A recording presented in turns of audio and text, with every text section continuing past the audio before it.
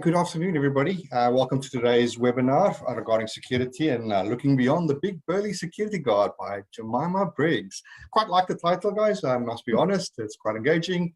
Yet again, welcome to come today on this Monday. I know Mondays are pretty busy, but yet again, thank you very much for taking the time. I also would like to thank Jemima for taking the time on a Monday as well and to share her experience with us. And I'm pretty sure everybody will find some value out of today. It is a pretty topical webinar. I'm seeing our current events that's in New Zealand. Just for everybody to know, again, this webinar is recorded and it will be uploaded to our YouTube page no later than next week, or potentially this week still, if times permits. All the mics are muted, guys, so please just don't try to talk. If you want to ask a question, make use of the question and answer function at the bottom. If you have a couple of comments or just would like to say anything, use the chat function. I'll be there monitoring that. And towards the end, we will do the Q&A function with Jemima. If there is time left at the end, guys, I'll open up the lines for any other further questions that you might want to ask Jemima or myself. There will be a couple of poll questions throughout today's session, so please, we will really appreciate your participation in them. All the live results are anonymous, so please feel free to answer them honestly. Then, guys, just for those who do not know a lot about ShopCare, I'll just give you a quick rundown of who we are. We are a non-for-profit organization. We really focus on connecting people to people and people to solutions, especially with the health and safety aspect of it in the retail supply chain industry. We currently have a couple of work streams regarding critical risks, where we have just finished a white paper on critical risk exposure, and we are just growing through the paces with that, and that is literally on the cusp of going public to everybody. We've got a couple of resources on our webpage, guys. Please go over there to download a couple of those regarding hierarchies of controls when it comes to critical risks. We've got a driver safety guide that we've done up with the AA Motoring Company. It's the first of its kind. It's a really comprehensive one for New Zealand. So please go through that one. A lot of hard work went into that document and resource. Another one is, well, very topical to today's webinar, is violent and aggressive behavior. We are working with Skills VR, and you'll see more about that when it comes to de-escalation and training, etc. We've got another project going on regarding violent and aggressive behavior, but unfortunately I can't say too much about that, but that's a really interesting one. And we are on the cusp also to make or announce that and what it looks like, but it will be nationwide and with a very interesting party or collaborate with us. We do have a person working on site markings with WorkSafe. So I can't say too much about that, guys, because that's still a work in progress, but watch out for site markings because that's just part of the bigger site traffic management work regarding WorkSafe. Then participative ergonomics is another resource and project, that's workstream that we've got. Please, on our website, we've got a thing called First Move. It's manual handling training, more specific to general retail industry. So if you want some bit of training on manual handling, please go over there and see how we can assist and help you on manual handling. We do have another project going on when it comes to early intervention, as well as early notification work, as well as injury management. For us, it's really trying to prevent those injuries of actually occurring and managing any discomfort right at the start. And if an injury does occur, how can we manage those injuries and getting the person back to pre-injury form? So that's what it's all about on the participative ergonomic workstream. But there will be more to come when our new cycle starts for ShopCare. But that's mainly it from a ShopCare perspective. One last thing before I'll hand over to Jemima is we have another webinar coming up towards the end of June. The details aren't up on our website just yet, so please watch out. That will pop up in the next week or so. But we've got Gerard Morrison. He's currently the COO for Mondial, and he will be talking about recovering from a workplace fatality and the lessons learned and actions taken from one of his previous roles as a senior executive. That it will be a really emotive and really interesting webinar, guys.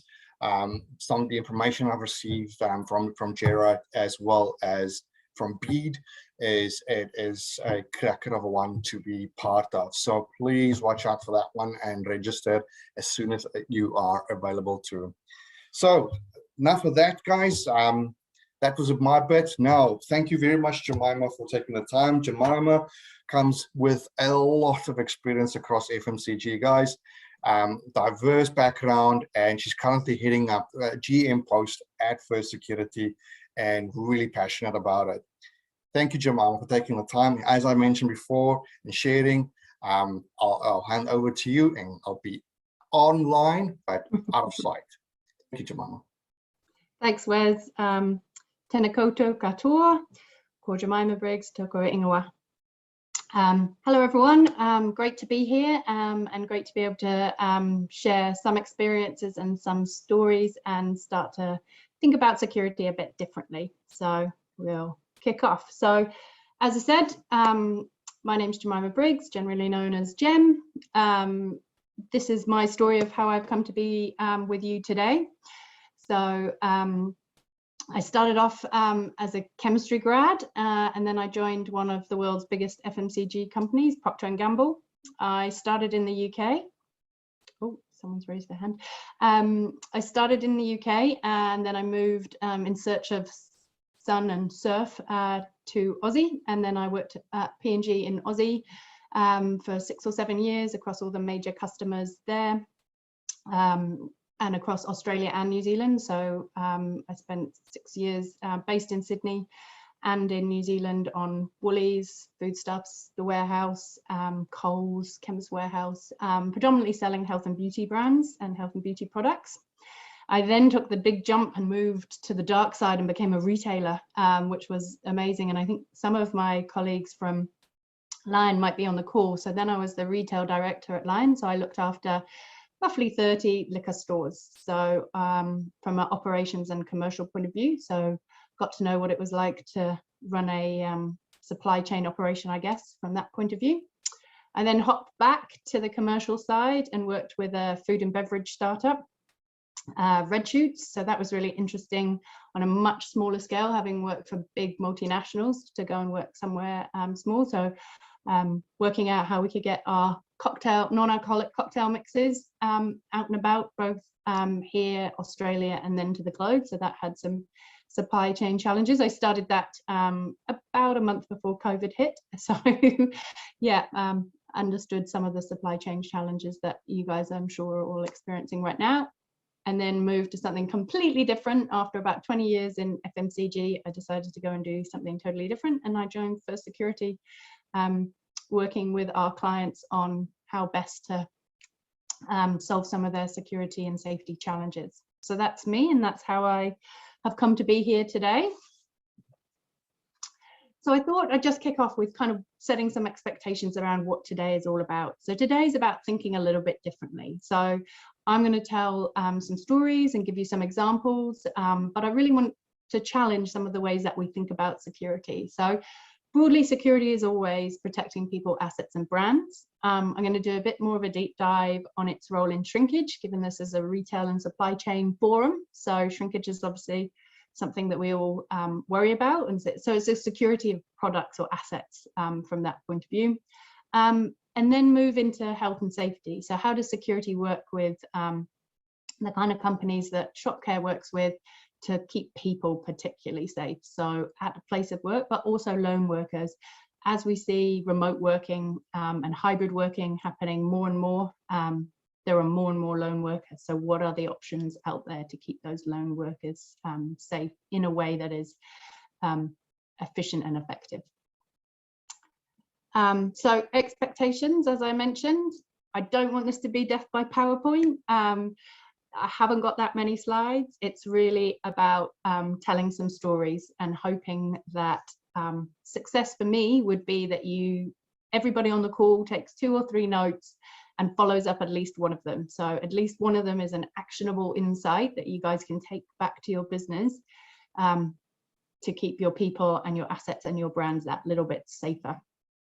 So that's really what today is about. So if we move on to the first area, really talking about the role of security in reducing shrinkage. And I'm sure everyone knows what shrinkage is, but it's basically product loss across the whole supply chain. So shrinkage is at an all-time high. It accounts for about 1.6% of retail bottom line, and as a global industry, it costs us $61.7 billion globally. So it's a massive issue. So I think time for a poll, Wes? That's correct. I'll launch the first poll question.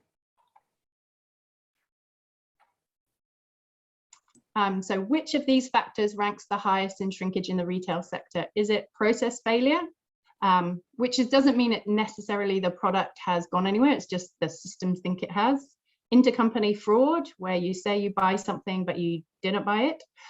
Internal, which is your staff stealing, and external, which is non-staff stealing.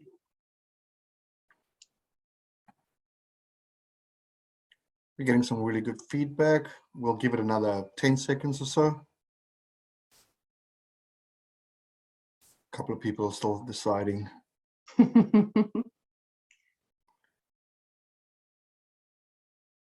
Let's go for another 3 seconds, guys, if you haven't chosen. 3, 2, 1. And poll. Okay, I'll share the results. There you go.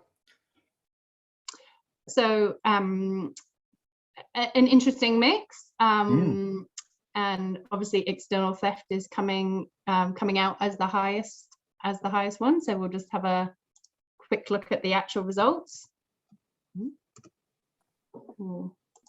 Where's it doesn't? There we go. So yes, the correct answer was external theft. So that is 37% of theft. But I think it's interesting to challenge some of the thinking around the percentage of the other ones, because often it's easy to think that it's all going out with the ram raiders or the guys running out with ham tucked down their trousers. But actually, if you think about it, 63% of theft is internal. So whilst yes, the biggest component is external, if you add the other internals together, you get to nearly 2/3 of theft is internal. So again, just thinking about that from your business or how you operate, what does that mean for you, and how are you mitigating that those risks or that threat?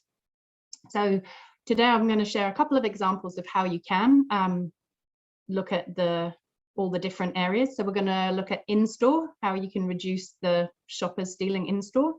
Out the back and warehousing, so that's where some of the internal theft happens. The product never gets to the shelf in the first place, and coming in the front. So we'll cover off a little bit on ram raids, because obviously that's hugely salient at the moment. There's a lot of discussions going around that. It's in the news, and it's playing on, when I talk to my retail clients particularly, it's playing on everyone's mind. The question is, how can we protect our people and our property? So we'll just cover that off. So we'll kick off with another poll. So Wes, over to you. No problem. Next poll question launching now. Who's this in store? If you look at this picture, is it security resource, sales resource?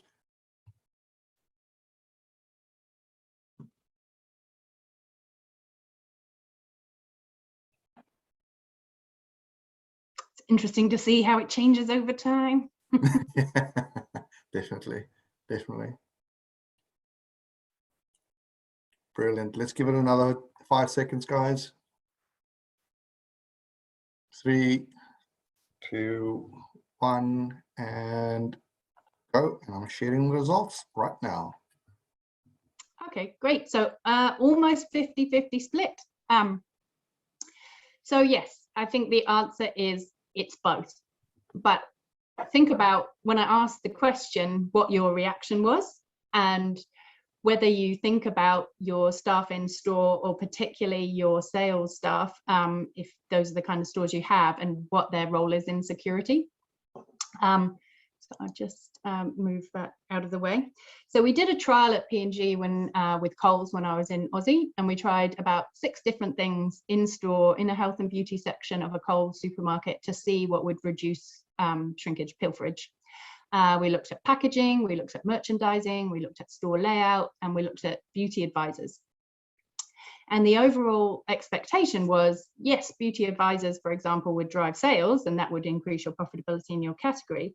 But what we weren't expecting is the huge drop in pilferage, that if you have a person standing in the aisle, it's 10 times the impact of the beauty assistant, as they were in that example, was that it dramatically reduced theft. So I think this is just something to think about. If pilferage is an issue in your store, how can you use staff or security staff, and what do those staff look like to help to reduce your pilferage? So it's not just about locking products away so it doesn't get stolen. It's how you can get that oversight and who you use to do that oversight. Okay. Just a little issue with my slides. There we go.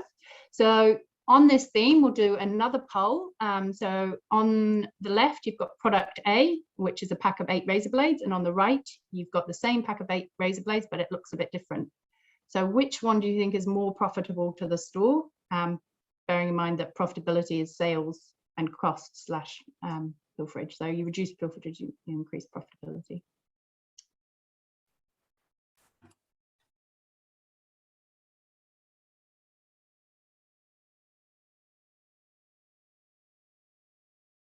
We'll give it about another 5 seconds. 3, 2, 1, and go. And I'll share the results. There you go. Okay, great. Again, very close between the two. I'm just going to remove that poll so that you can see the slide again. So yeah, again, think about what was driving your thinking on each of the options.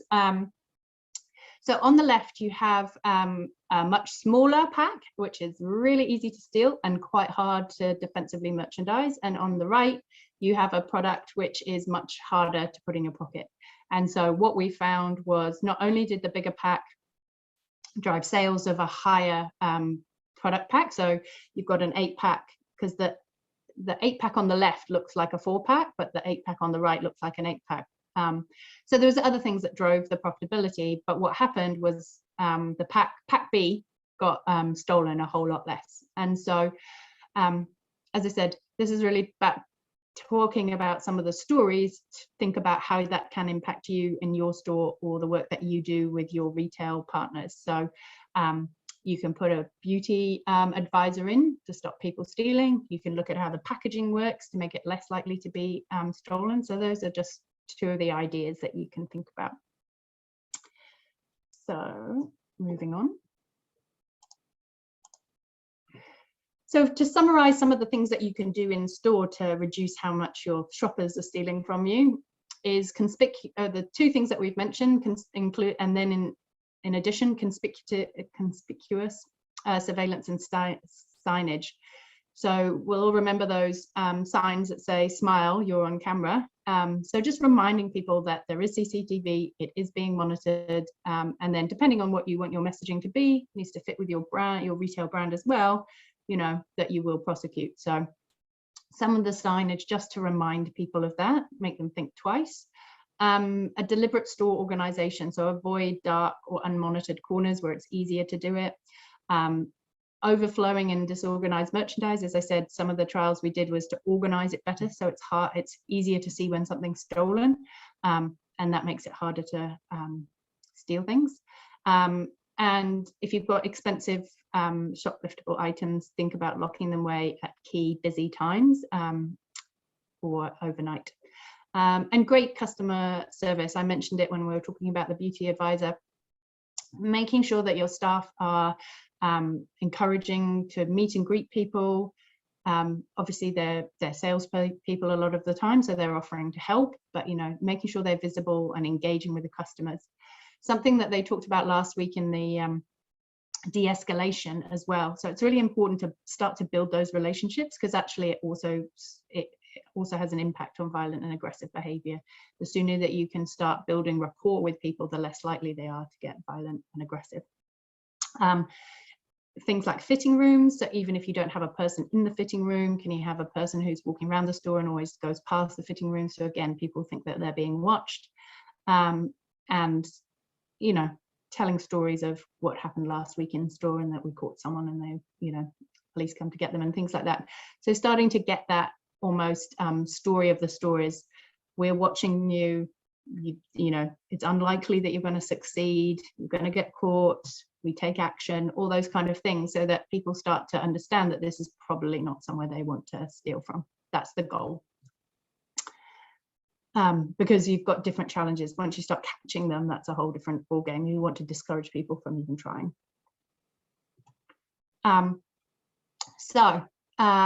This isn't a poll, but have a quick think about looking at this picture.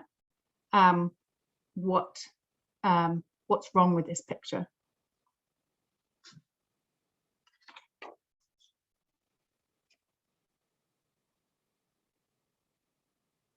Okay, so the answer is the door is wide open.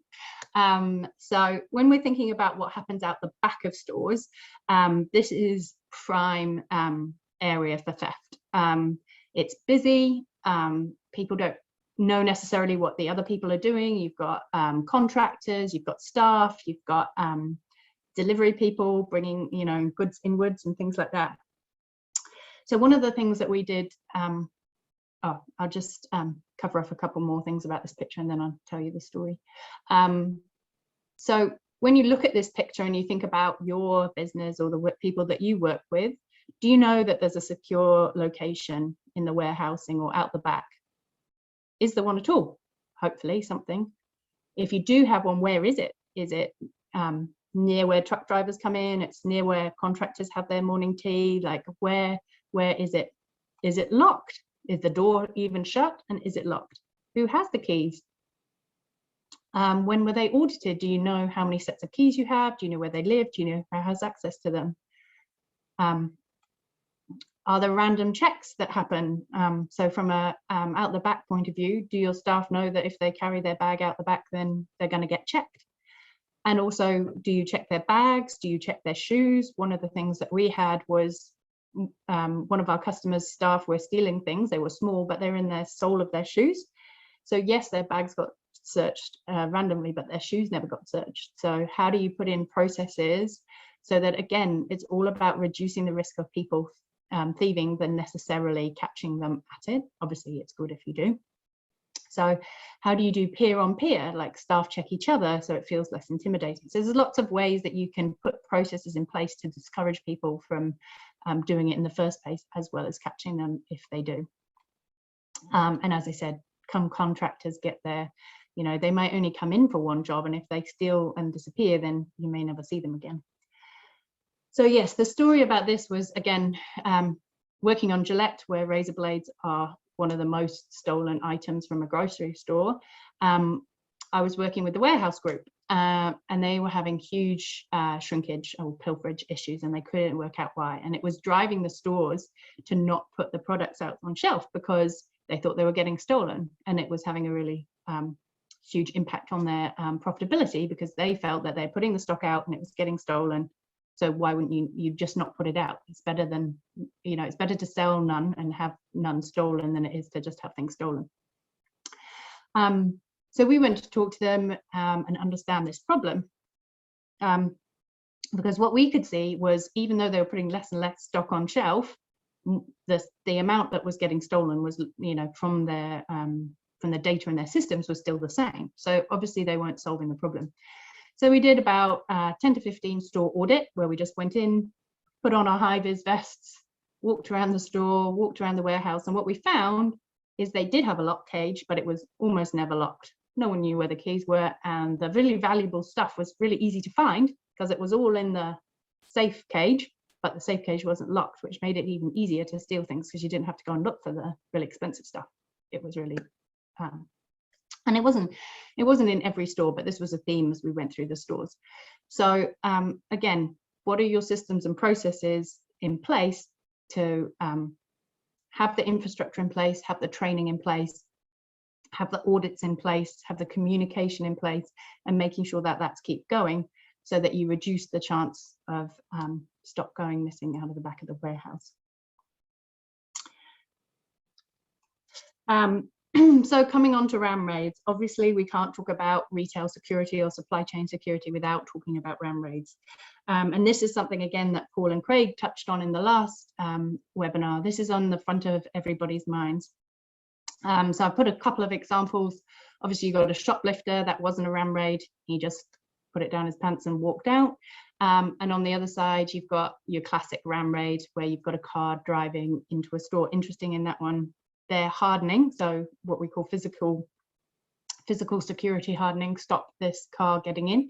But this is happening more and more. And, you know, I don't have to tell you guys, I'm sure you're seeing it. So if we look at what's causing this increase in frequency of ram raids, we break it into 3 areas, and my colleague Scott talks about this. So first of all, you have reward, which is what do you get from it, like, and how easily is the end game. So great that you get, let's say, an iPhone if you're robbing an electrical store, but you have to be able to sell that iPhone. There has to be a market for it, and you have to get a decent return. So we're seeing inflation increase, which means the demand for stolen goods is increasing because people need cheaper alternatives. And so that reward is going up. So you can steal things and you can sell them. The next stage is the likelihood. So you've thought about the store, the rewards there, you can see that it's got stuff that you can steal, and it's got stuff that you can sell, and that's gonna make it worthwhile. But how likely are you to be able to get what you need from that store, the likelihood of success? And lastly, what are the consequences? And Paul touched on this in the last webinar, the penalties of what happens to you if you get caught. Like, what is the reason, you know, is there a downside to your plan? And at the moment, the reward is going up, and the likelihood is going up, and the consequences are going down. And so if you look at it with that lens on it, you can see why ram raids are increasing. So what I wanted to touch on today is around the likelihood. So if you think about as retail or supply chain, what you can impact, reward you can't really impact, the consequences you can't really impact. So likelihood is really the only lever that you've got to stop to reduce the likelihood that you get hit in a ram raid. So we'll talk about a couple of things from a likelihood point of view. So the likelihood of success, which is stealing things from a store, goes down dramatically if they can't get to it. So they can't steal what they can't get to. And the things that they want to get to are, it sounds silly until you do some research on it. Why would anyone want ink cartridges? Ink cartridges are really expensive. People don't want to pay for ink cartridges, and so they're easy to sell on Trade Me or out of the back of a van. High-end headphones, Fitbits, razors, baby formula, makeup, alcohol, and clothing. Those are the kind of things that we see high pilferage items. So if you can lock them away, particularly overnight when a lot of these ram raids happen, they're going to, they'll only do it once. So if you, I mean, that's not great if it's just one store, but if you have a chain of stores and they hit one store and they don't get anything, they were not going to hit any more stores because they know that their likelihood of success is much lower. Sadly, they're going to go and hit somebody else's store. It doesn't solve the problem for us as a society, but it means that your store is less likely to get hit. You also have to tell people that you're going to lock things away, and that means that hopefully they won't even try because they know that you've locked it away. So again, that's around communication, that's around signage, that's around word of mouth. You know, make it well known that there's no point hitting this particular store because everything's locked away, and even if you get through the front door, you're not going to get anything. So that's hard to do, obviously, in big stores where there's a lot of merchandise. So think about movable merchandising solutions. So imagine this was a health and beauty shelves on the grey and yellow picture. If that was full of razor blades or $50 skincare, you could wheel it out the back and then wheel it through. So again, you're not going to be able to solve the problem overnight. It costs money, there's capital expenditure. But if you start thinking about your stores and the longer term plan, and you can integrate some of these solutions, then it makes it less likely and it makes you resilient. The second picture is what we call defensive merchandising. So you put it behind glass, which again is not great from a shopper point of view, from a touch and feel, but at the end of the day, if they can see the product through glass, and during the day, for example, you could have someone working there which helped them see it, and at night you lock it behind the glass, or you put it in a really secure cabinet underneath. That will give you some of the solutions. So I thought this was a good time to talk about another story from my past. So when I was running the liquor stores, we had a liquor store, we had liquor stores all over the country, but there was a particular one in Christchurch, and we had heard on the grapevine that gangs were going to hit our region of Christchurch, and we knew that they were looking for, they're the same as they're always looking for, cash and cigarettes normally. From a liquor store point of view, some of the high-end bottles, but really cigarettes and cash is what they were looking for. So we sat down, and obviously it's very disconcerting for the staff. You know, it's not a nice environment to be in. So we thought, what do we need to do to minimize the risk to our staff? I mean, that was the thing that we cared most about. So the first thing we did is we took out cigarettes. Now, obviously, that's got a big business impact. So it's not something you can necessarily do long term, or if you do long term, you know, it's a tough choice. But we took out cigarettes, and we didn't just put them out the back, we took them out entirely. And we put a big sign out the front of the store that said, "I'm sorry, loyal customers, we're out of cigarettes." And when people came in, we said, "I'm sorry, we're out of stock for a period of time." So then it became clear that we did not have cigarettes. And so if you're thinking about the reward and the likelihood, why would you want to hit a store that doesn't have any cigarettes? So that's one. Secondly, we increased our cash collection. So we minimized the amount of cash that was on site so that, again, our risk was low. You know, if they were watching, they would see the cash collection van come every day, and they would know that we were probably not keeping much cash. Everyone buys things from liquor stores on FPOS anyway, so you have limited cash, and if you reduce it even further, we went as far as pretty much saying, you know, there's nothing in the safe really. And when we trained our staff, so we made it really clear that they should absolutely not intervene. They should, you know, make it as easy as possible for the people to take what they wanted to take and leave. Anyone who works in retail will know the biggest cost of any ram raid is actually the damage they do to your property, not what they steal. I mean, there are exceptions, but broadly the damage is astronomically expensive. You know, new windows, security grates, bollards, etc., etc. You really want to stop them breaking stuff, as well as minimize the chances of them stealing. And so, yeah, so we were never hit by the gangs. Sadly, they hit other people, which it doesn't solve the problem. But if you want to protect your store, that's some of the things that you can do to reduce the reward and the likelihood of that happening to you. So the other thing you can do is obviously take steps to harden your store, which is the technical term about protecting the store.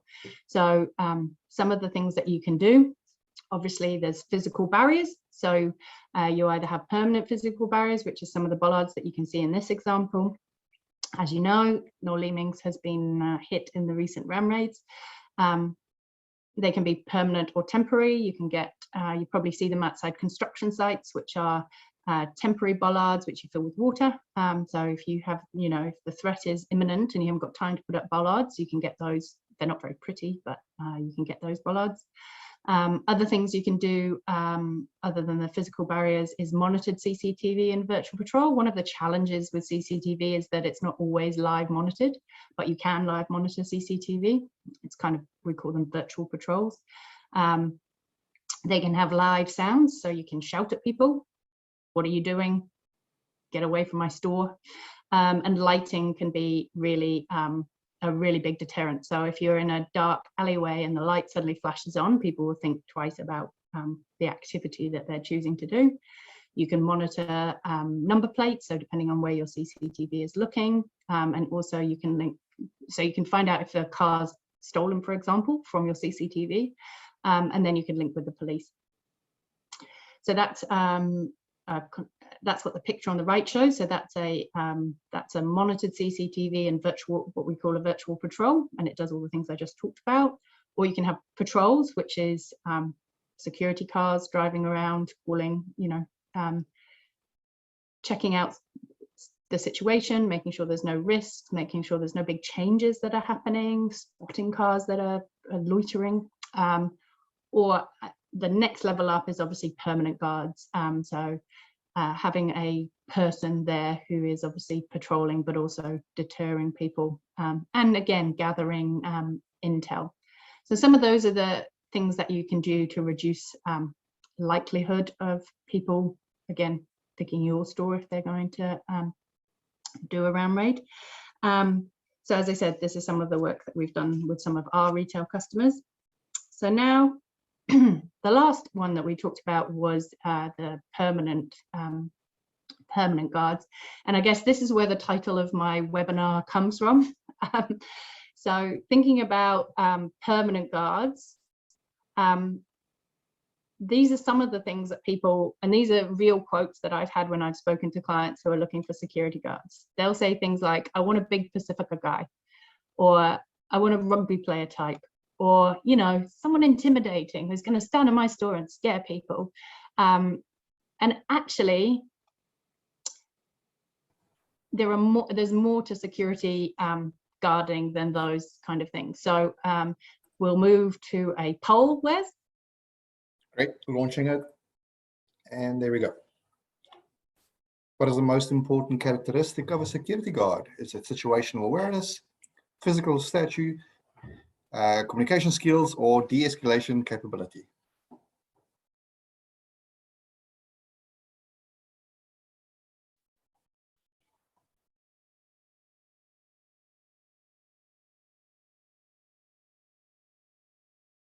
We'll give it another 10 seconds for those last couple of people. 3, 2, 1, and end poll, and I'm sharing the results as we speak. Here we go.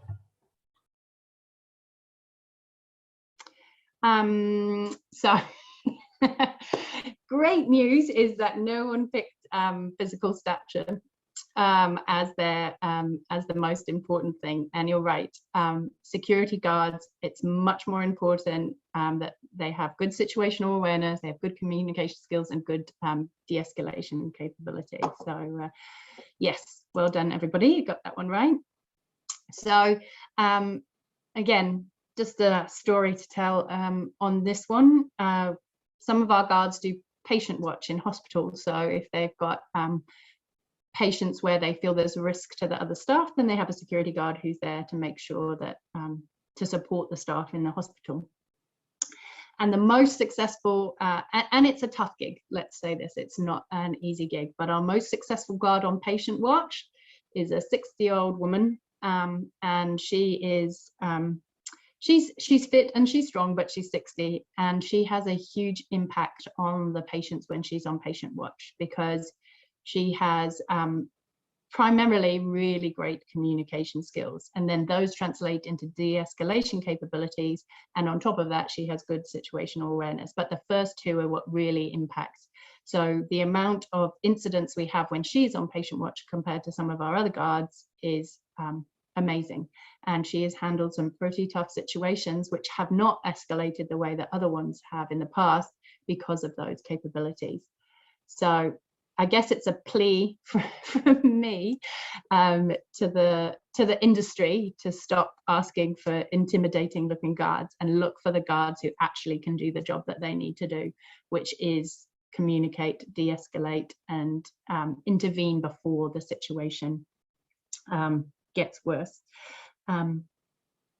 So I guess in summary, what I wanted to say about both shrinkage, pilferage, loss, and generally protecting assets and people and your brand is you really need an integrated security approach.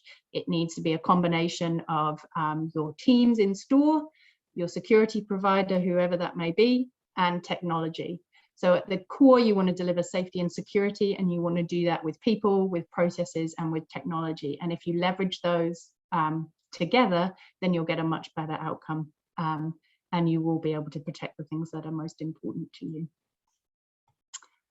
So that's the end of the kind of traditional security and discussion in retail and supply chain, and I'll move on to security as part of your health and safety planning. So as we all know, the health and safety landscape in New Zealand has changed dramatically over the last 5 years. The WorkSafe Act, the roles of PCBUs have made a huge difference to the way that we look at health and safety in New Zealand, and us as First Security or any security company, you know, safety is really important to us. So we've done a lot of work on how we keep our people safe. And so it's the first question that our CEO, so we had a new CEO at first about 2-3 years ago, and the first question he asked is, how do I know that each one of my people get home safe at the end of the day? And that was really important to him. And it was a challenging question at the time because we had obviously ways of doing it, but he couldn't be sure when he went to bed that everyone was safe. And so we looked at it from our point of view, and then we partnered with a lot of our customers or our clients to work on some of these areas as well. So I guess this is really just thinking about, as health and safety professionals or people who look after health and safety in their roles, have you thought about your security provider, either in-house or outsourced, and their role that they can play? How do they view your risk assessments? How do they work with you on mitigating risks? Are they a partner at the table? Are you having these discussions, or are they, you know, is there a disconnect? And I would say that we've been on the journey with a lot of our clients, but we are still at the beginning of the journey with some of our other ones. So thinking about it as a resource, both from a people point of view, as in they're a resource, they provide people, but also from a capability point of view, because they do a lot of, we as the security industry do a lot of work on health and safety of people and products and places.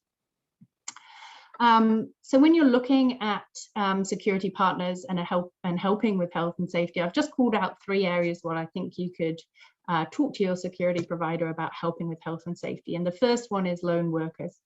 So obviously the pandemic has meant there is a huge amount more lone workers out there than there's ever been before. So I'm a lone worker at the moment. I'm sat at my house. And so how both morally, my boss wants to know that I'm safe, and also legally from a PCBU point of view, you need to be able, my boss needs to keep me safe, otherwise he's in breach of the act. So how do you think about lone workers? How do you categorize lone workers, and how do you find solutions to keep them safe, or at least know that they are safe? So one of the things that is out there, and I'm sure if you guys have got lone workers, you know, there's panic alarms and welfare apps. But one of the challenges is that's all well and good when you get a panic alarm, but what actually happens? Where does that panic go? Who checks on that panic? Who decides what the next step is on that panic? How do you check on that person? Where are they? Could be in the middle of the South Island. There could be, you know, they could be all over. They could be in the middle of forest. They could be on a construction site, all over the place. How do you actually find out if they're okay? Obviously, you can ring them, but if it's a true panic, then they won't be able to pick up the phone. So a lot of the time there are panic or both panic alarms or welfare apps, as in you check on someone, are you okay? You call them every couple of hours. But if they don't answer, then what happens? So this is where security companies have people who are driving around in cars doing patrols, so they can check on them.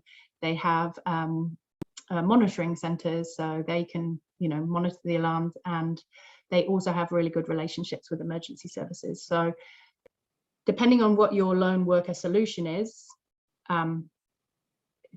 finding a way to have an easy and effective way of managing that is probably really important.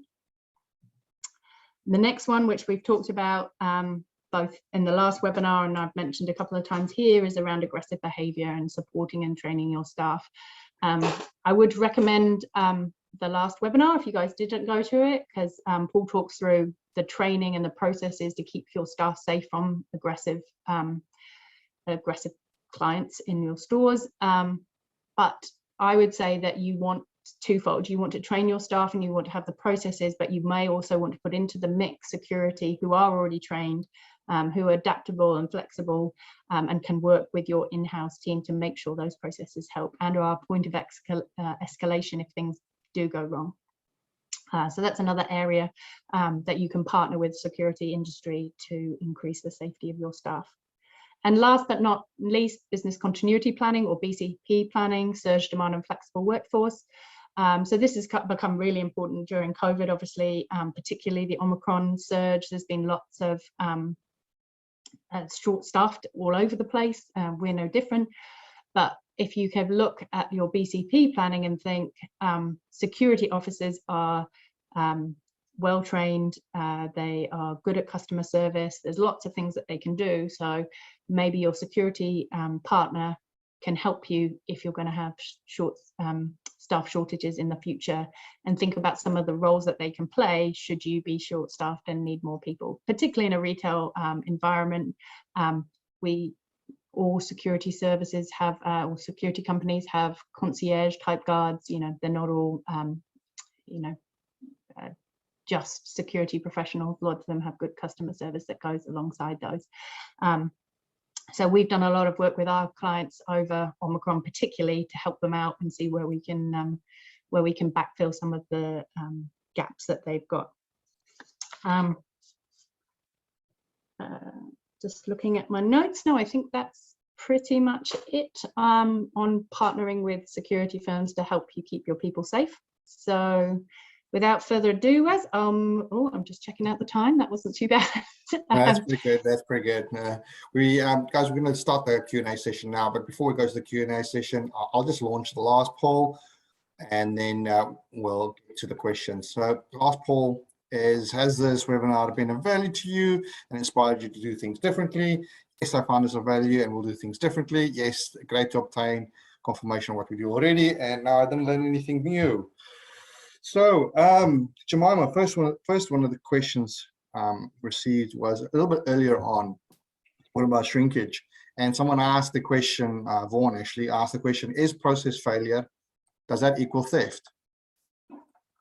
No, so there is a difference between theft and shrinkage. So not all shrinkage is theft. So shrinkage is just an accounting term that says we bought this much and we sold this much and they don't match, and the gap is shrinkage.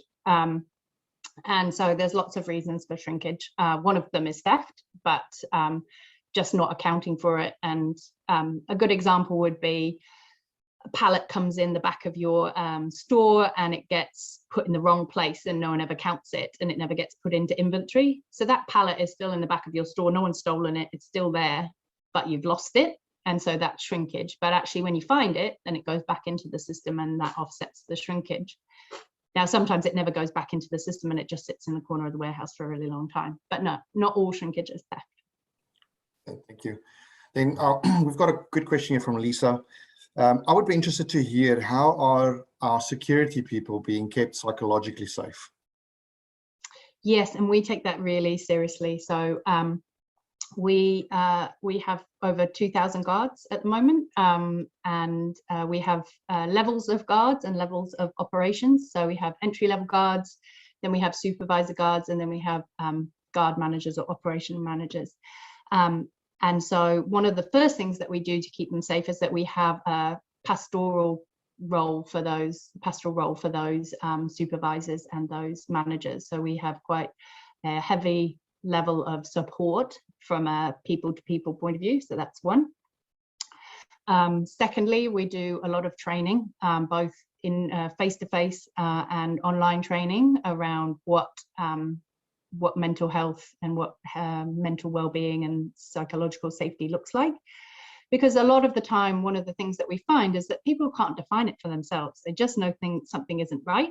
And so if you talk about what the symptoms are and what can cause it, that at least prompts them to start having those discussions with their managers or their supervisors.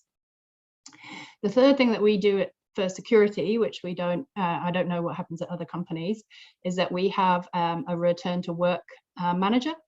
So anyone that goes off sick or has to be off work because of a psychological, for anything, they could break their leg or have a psychological issue, and we find more and more of the reasons that they are off work is because of some of the things that they have experienced. So we have a return to work rehabilitation manager. So anyone that is coming back to work has a one-to-one contact. I would say that we've been really impressed with some of the work that ACC has done to support the return to work through from the psychological safety point of view. So that's probably the third thing that we do. we also as a company have well-being programs, so mindfulness apps. We do talks and team get-togethers and things like that. So yeah, we see it as a real a real health and safety issue, and we're really passionate about keeping our people both psychologically and physically safe. Yeah, and I think that's a good one. I think everybody's getting a bit of that on a daily basis potentially. But no more so than those who are out there protecting the actual stores or others. I think that they potentially need it the most. And COVID, they were all frontline workers, and they all worked through COVID, and that was we're kind of getting used to it now.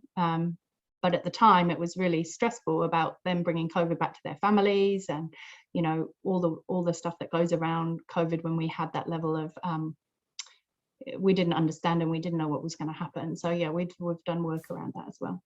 So talking about COVID, from the personal searches that's in store, how did First Security work with their customers when it comes to personal searches? I think, that's obviously at the bottom of the list for sure. So I wouldn't, it's a retail customer by retail customer. We try and avoid it as much as possible. But I guess going back to the risk assessments that we do on any site, we do thorough risk assessments, and then we make sure that we've mitigated those risks. So if personal searches was in there, from a COVID point of view, that would be one of the risks, and there would be mitigation plan. And for us, it would have been PPE. It would be a couple of other mitigations, what other things we can do, but PPE. So making sure that all our guards had the right appropriate amount of PPE to offset where possible that risk. So whether it was N95 masks, gloves, visors, etc. So yeah, we that would have all gone into our risk assessment, and then we would have had a mitigation plan. Then just a last question on when it comes around COVID or the pandemic in general, seeing that there is a bit of, there's this big thing going on, and a lot of people don't know what's going on from all that point of view, in the sense of there's a number of people wanting product, there's people wanting to come in store, there is all these isolation rules, etc. Did you see an increase in stolen goods over this period? I wouldn't say COVID related stolen goods. I would say inflation related, so social financially driven stolen goods. Again, it's hard to tell from a data point of view, but our biggest challenge during COVID from that point of view was enforcing the rules and making sure everyone complied with the rules of the conditions of entering the store. So I think that really tested the guards' ability to de-escalate. And I think we shouldn't forget that de-escalation is a huge amount about body language. And if you've got a mask on, it's, you lose some of your de-escalation skills and your communication skills, because it's a lot about body language.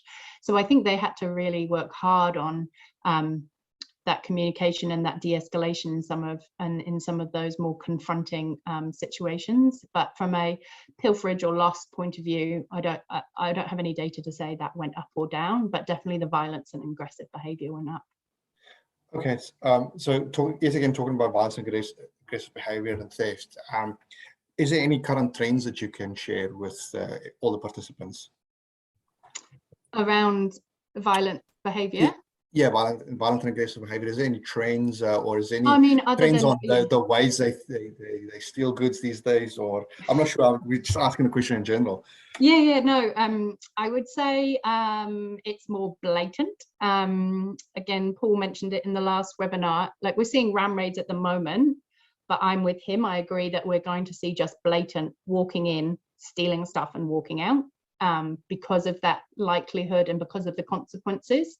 So I think we will see more daylight robbery, for want of a better word, versus, ram raids are not going to go anywhere either, but I think you'll see some of that go up. And I think that's much more challenging from a people safety point of view. The only good thing about ram raids is that there's no one there from a people point of view. So obviously the safety element, it's a horrible financial impact, but from a looking after your people point of view. So I think we'll see more store theft, absolutely, and blatant store theft. You know, all those lovely things I talked about, that was assuming that people don't want to get caught or don't want to be seen.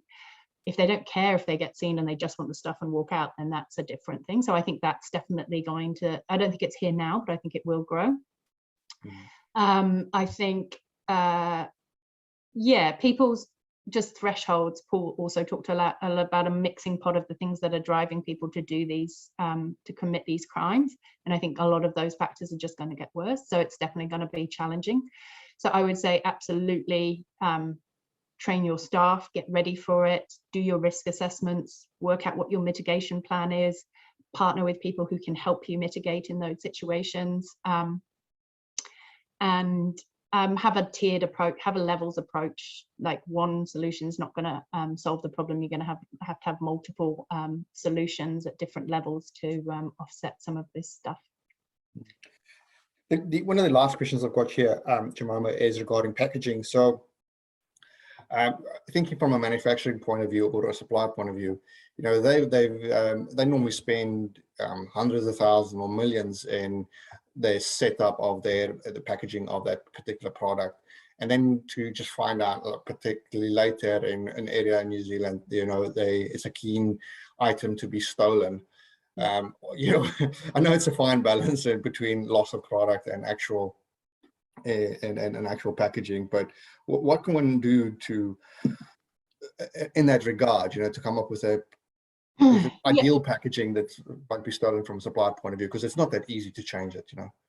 Yeah, and I think there's a couple of things that I'll mention here. One, things that get stolen are global. So if you're part of a global company and it's getting stolen in New Zealand, it's highly likely that it's either getting stolen somewhere else or it will be quite soon. So I think from that point of view, we're not special in the things that people steal. They steal them because they're easy to sell on, they're small, and they're relatively high value.